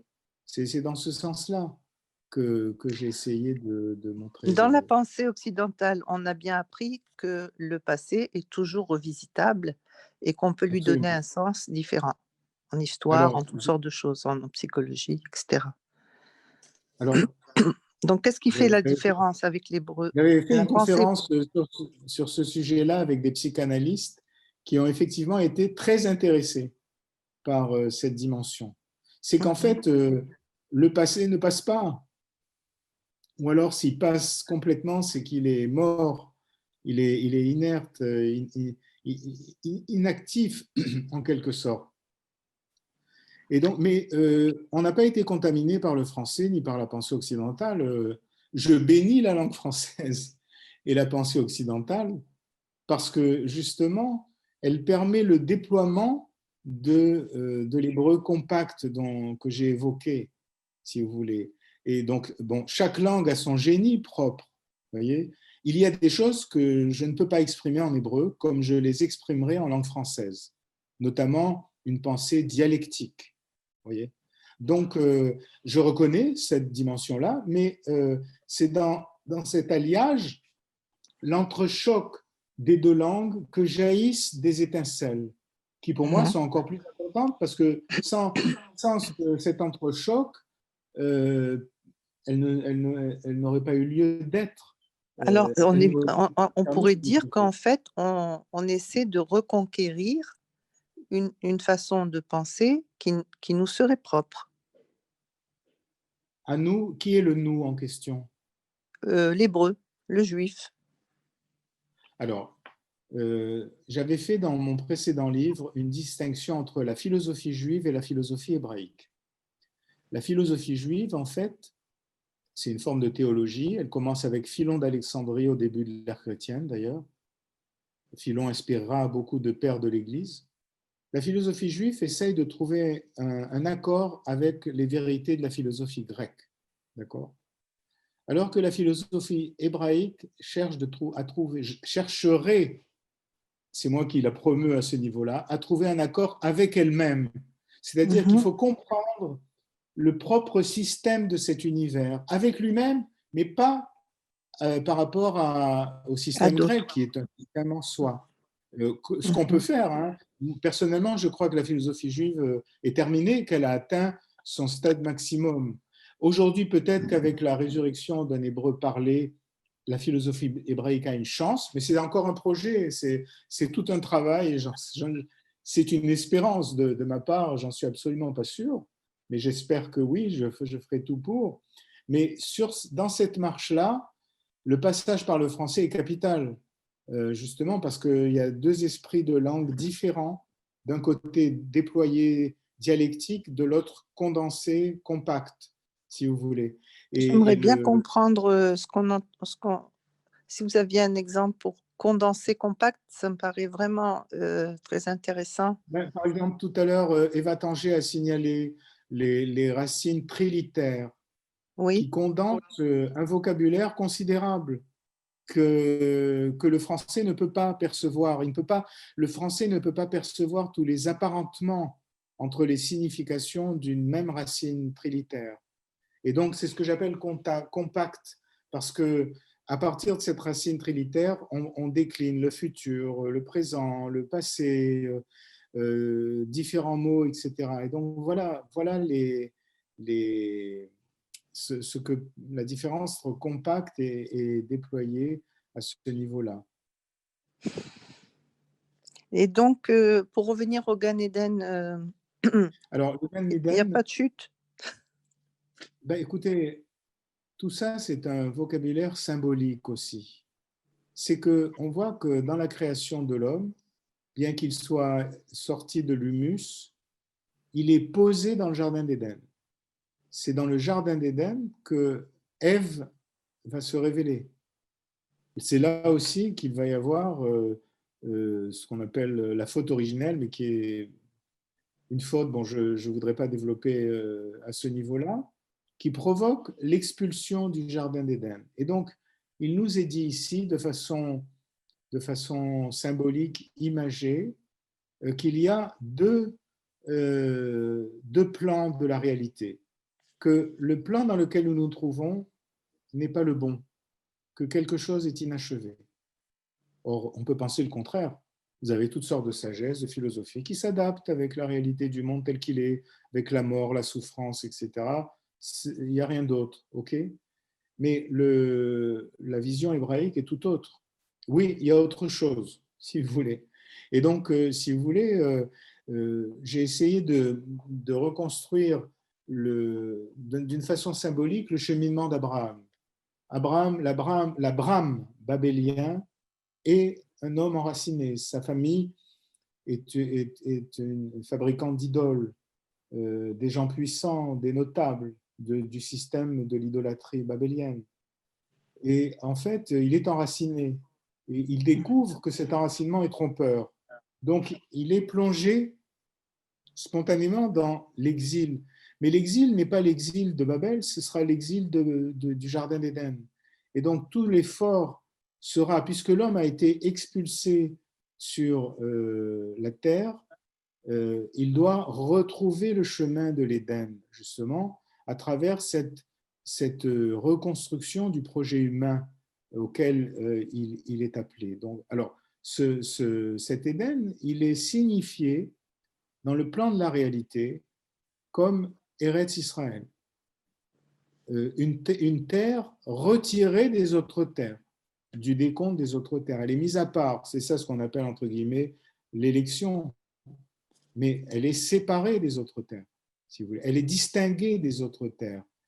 Mais c'est un acte, on pourrait dire, qui n'est pas magique.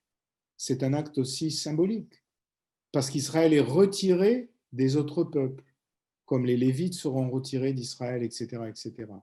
Et donc, il y a un balisage symbolique, si vous voulez, qu'Israël porte dans son existence même s'il n'en est pas conscient. Il représente toujours dans l'humanité le coin inachevé. C'est pour ça qu'il est objet de haine et de terreur. Le coin inachevé. Nous disons aux empires, même si nous existons à peine, attention, vous vous trompez, vous n'êtes pas l'aboutissement de l'humanité. Et c'est insupportable à la volonté de puissance qui est à l'œuvre dans les échecs du projet humain, si vous voulez. Et donc c'est là où le balisage du cheminement. Alors, comment ça se traduit? Ben, ça se traduit que Jérusalem devient le lieu de l'Arche d'Alliance. Et donc le lieu de la résidence. Je résiderai au sein des enfants d'Israël. Évidemment, cette résidence, elle n'est pas magique, elle est aussi, si on peut dire, dans le domaine symbolique. Mais il entraîne toute une société derrière, toute une procédure pour la rendre possible. Enfin, voilà ce qu'on peut dire du modèle global. En quelque sorte, est-ce qu'on peut penser que le Gan Eden est devant nous? Mais il est toujours là. Il est là, oui. Il est toujours là, c'est-à-dire que de la même façon qu'Eretz Israël est présent sous Eretz Kenaan. Et l'erreur d'Israël, le danger pour Israël, l'épreuve, c'est de ne pas confondre Eretz Israël et Eretz Canaan. Et là, bon, il y a des développements énormes pour aujourd'hui. Je n'en parlerai pas ici, mais si vous voulez, c'est une épreuve. C'est une épreuve de ne pas se tromper, justement. Et c'est une épreuve auquel tous les hommes sont soumis, de toute façon, chacun dans son registre. Mais ici, encore plus symbolique, si vous voulez, ce qui vous explique de façon paradoxale l'hostilité dont l'existence juive peut être l'objet sur le plan de l'humanité, notamment l'humanité biblique, le monde occidental comme le monde oriental. C'est qu'il y a un sentiment profond que quelque chose d'autre se joue à ce niveau-là, mais qui est inquiétant par rapport à l'enracinement, qui est terrifiant même, quand on veut être bien dans son terroir, dans son petit lieu, dans son enfermement, etc., mais qui est le lieu où l'on meurt d'une certaine façon, alors que l'odyssée de l'être continue. Et donc, si vous voulez, il y a là une thématique générale. Alors, j'arrive pas à lire les questions que des gens me posent, Jasmine Gates, mais j'arrive pas à lire l'ensemble, donc si vous pouvez les dire oralement. Alors, la question de Jasmine, c'est pourriez-vous expliquer la différence entre Eretz Kenaan et Israël, s'il vous plaît? Eretz Canaan, c'est la reconduction de Babel dans le cadre d'Eretz Israël. Eretz Israël, c'est une terre qui symboliquement s'inscrit dans le plan de sauvetage du projet humain. J'appelle ça l'opération Abraham, du point de vue divin, puisque regardons le texte biblique, la divinité intervient sans cesse pour juger les échecs de l'humanité. C'est ça qui est en jeu. Donc, ce qui est en jeu, c'est comment retrouver l'actualité du projet humain. Et là, donc, c'est là qu'on trouve ces dimensions-là. Alors, se tromper, c'est de croire que revenant en Eretz Israël, on revient à Eretz Canaan. Parce que Eretz Canaan, c'est le symbole d'un rapport au monde, d'un rapport à la terre, de l'enracinement tellurique dans la terre. C'était aussi les cultes de la fertilité, etc. Mais disons surtout, c'est un rapport au monde et un rapport à la terre. Voyez. Alors, quand Abraham entre en Eretz Israël, il va dire aux habitants de Canaan, je serai avec vous un étranger et un résident. On en a parlé la fois dernière. Donc, reportez-vous au cours précédent. Alors, c'est un terme ambivalent qui demande à être expliqué, mais qui a deux sens en même temps. le vrai résident sur la terre, c'est Abraham. Parce que le mot guerre, qu'on traduit par étranger, vient d'un radical lagour qui signifie habiter. Okay, donc Abraham est l'habitant. Mais le résident Toshav, Toshavim, Ger ve Toshav, ce sont les Cananéens qui sont installés là.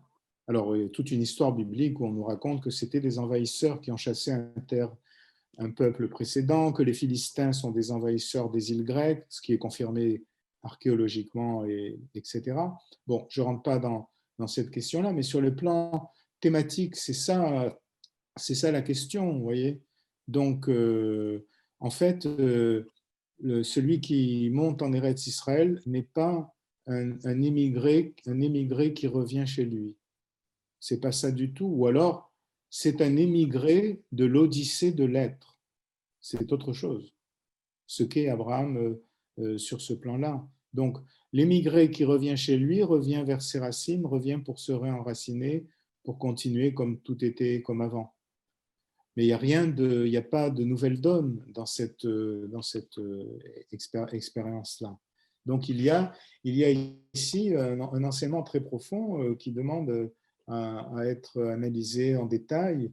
Il est ambivalent, il est même ambigu à ce niveau-là, mais la terre d'Israël a une constitution qu'on trouve dans le texte biblique. Celui qui habite en terre d'Israël doit respecter cette constitution. Sa constitution n'est pas celle des autres terres. Il n'y a pas de jachère à faire dans les autres terres. Seule la terre d'Israël est concernée par cela, justement par rapport à l'idée de la résidence divine au sein des enfants d'Israël. Et donc, sur un lieu spécifique. C'est ça l'enjeu.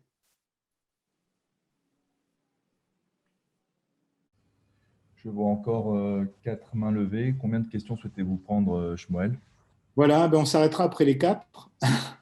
Ok, très bien. Alors, je vais donner la parole à Joël Lévy.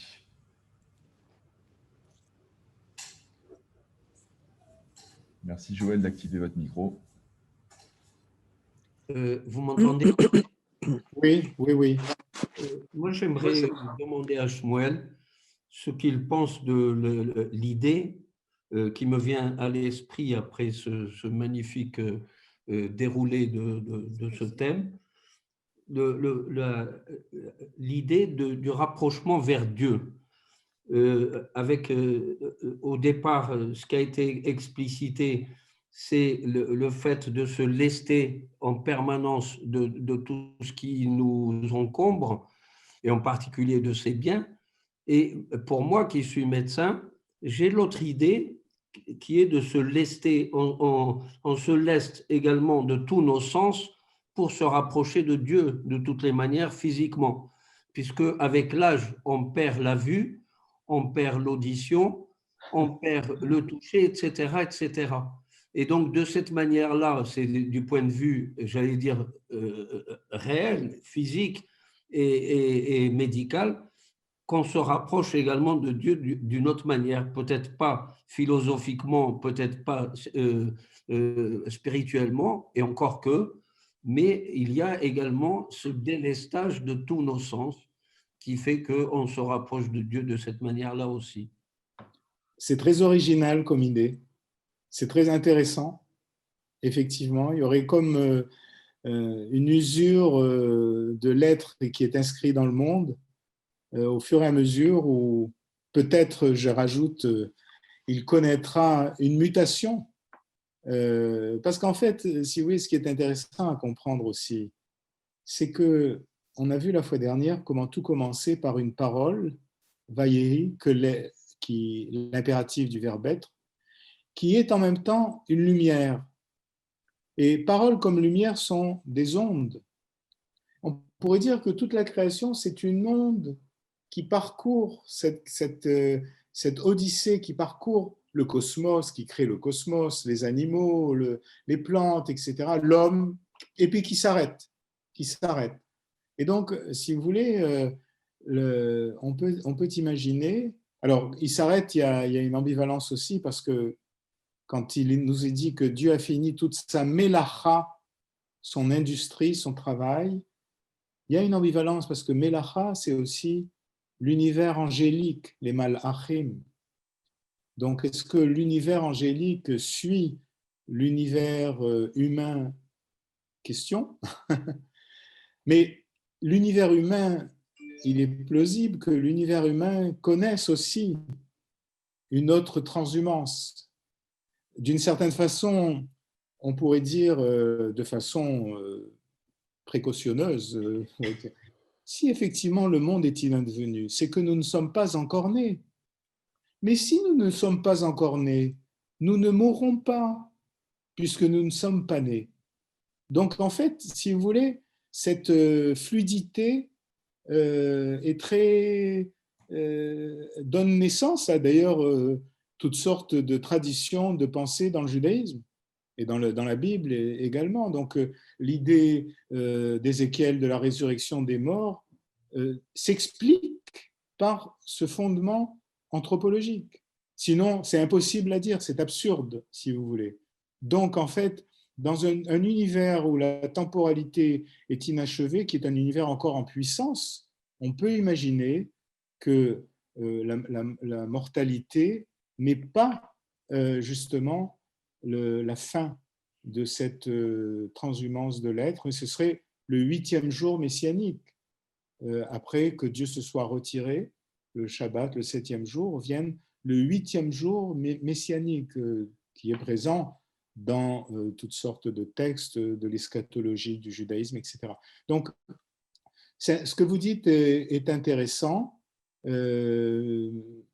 mais en tout cas, reste l'idée que alors, pour conforter ce que vous dites, on pourrait dire que toute l'architecture des commandements du judaïsme, des prières, etc., vise à séparer le moment de la jouissance de ce monde. C'est-à-dire au moment de jouir, je fais une bénédiction, d'accord? Au moment de manger une pomme, la pomme évidemment, je fais une bénédiction. C'est-à-dire que je ne me jette pas comme un affamé sur les produits du monde. Avant chaque produit, avant de le consommer, donc de l'engloutir, j'instaure une rupture. Et donc, je me dissocie de ma jouissance totale.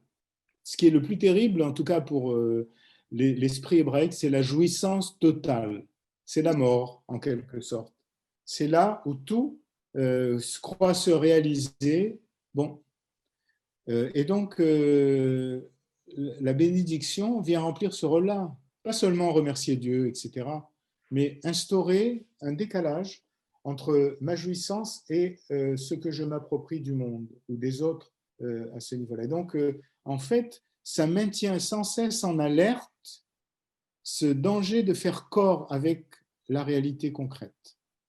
Voilà. Ça ne nie pas la réalité, pas du tout, du tout. Au contraire, ça la reconnaît, mais ça la reconnaît dans certaines limites qui ne sont pas, si vous voulez, certains ont reproché le manque de spiritualisme du judaïsme. Pas du tout, d'abord ça n'a aucun sens, c'est faux, c'est une vision malveillante. Mais en fait, le judaïsme voit et reconnaît la corporalité de façon concrète.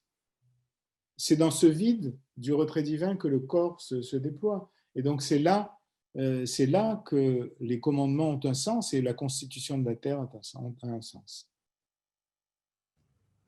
Alors s'il y a une autre question. Ouais, nous avons encore 2 questions. Je vais donner la parole à Claude Hassan. Merci d'activer votre micro, Claude. Oui, bonjour. Bonjour. Bonjour, vous m'entendez? Très bien. Oui, alors merci beaucoup. Hein, vraiment, c'est formidable tout ce que vous dites. Et en fait, moi, j'avais une question à vous poser par rapport à… Vous avez mis l'accent sur la notion de séparation et de mouvement. Et je m'étais dit que… Enfin, je voulais vous poser la question, est-ce que ces notions ne sont pas exprimées d'une façon extrême dans Shirachirim, où les fluides, les parfums joueraient peut-être un rôle dans l'alliance? Tout à fait. tout à fait, effectivement. C'est un récit amoureux où les amants se manquent successivement. Ouais, voilà. Et donc, il n'y a pas, en quelque sorte, d'unification. Alors, ce n'est pas Tristan et Isolde, pas du tout, dont on tire la dimension tragique, mais vous avez tout à fait raison, il s'agit de ruser avec la présence réalisée, en fait. Et donc, il y a toutes sortes, les amants se manquent, se trouvent pas, se cherchent, s'appellent, etc., etc.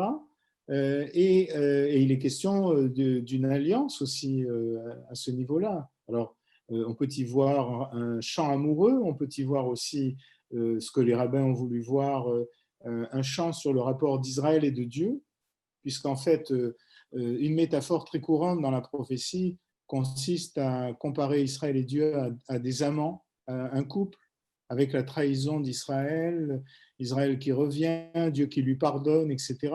Donc, en fait, c'est justement, c'est une peinture de l'amour hébraïque, un amour qui n'est pas tragique, mais qui récuse comment dire, la fusion, sans pour autant être tragique.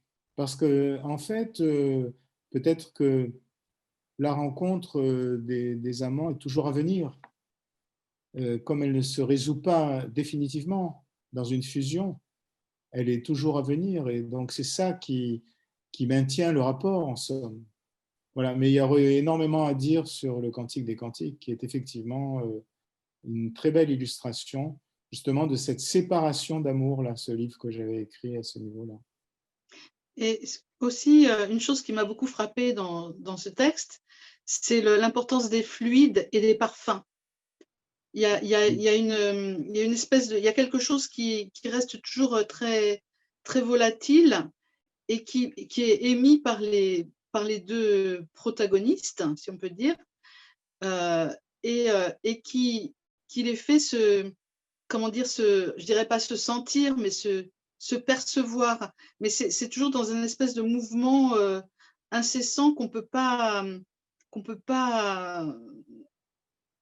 Alors là, vous avez très bien remarqué, je définirais ça comme la transsubstantiation des corps. Parce qu'en fait, vous savez par exemple que le sacrifice le plus élaboré, le plus important, le plus précieux, c'est le sacrifice des parfums. Il y avait une offrande des parfums dans le temple de Jérusalem. Et en fait, l'idée de la volute du parfum qui monte a été une métaphore très importante. Par exemple, l'Holocauste comme sacrifice, les Ola, c'est ce qui monte également. Alors, ce qui monte, c'est en fait une transsubstantiation de la corporéité. Comme si... alors, il y a une très belle image pour ça, c'est la menorah. La menorah, elle est en or, qu'il y a dans le temple, elle est coulée dans un moule unique. Ses assises sont très puissantes sur la terre, donc, et elle finit en haut par les bougies.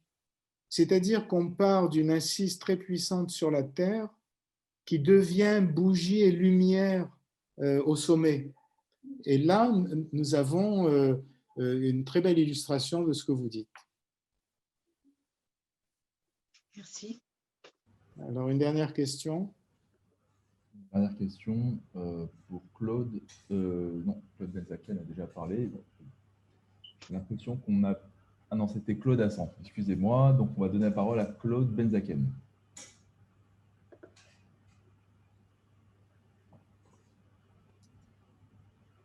L'écran, le micro n'est pas ouvert.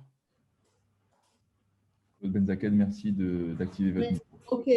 Est-ce que vous m'entendez? On vous entend, merci. Ah oui. Oui, très bien, merci beaucoup. Bien d'abord, merci beaucoup, Monsieur Trigano. Vraiment, c'est passionnant et cela nous invite à travailler un peu plus nos lectures. Par ailleurs, il y a quelques années, j'avais noté une réflexion, à savoir trouver dans l'inachevé la complétude de l'infini. Est-ce que cette réflexion a une résonance par rapport à ce que vous développez? Tout à fait. Tout à fait, parce que c'est... Alors, il y a une logique, il y a une ruse avec la réalité, si vous voulez. Il ne s'agit pas évidemment de privilégier une morale de l'échec, de la démission, etc.